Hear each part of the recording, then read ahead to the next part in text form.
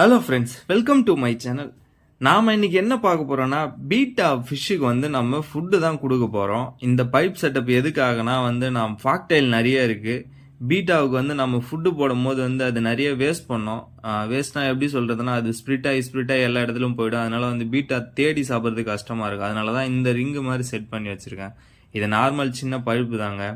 நம்மக்கிட்ட பார்த்தீங்கன்னா, நான் ஃபீமேலும் மேலையும் ஒன்றா தான் போட்டிருக்கேன்.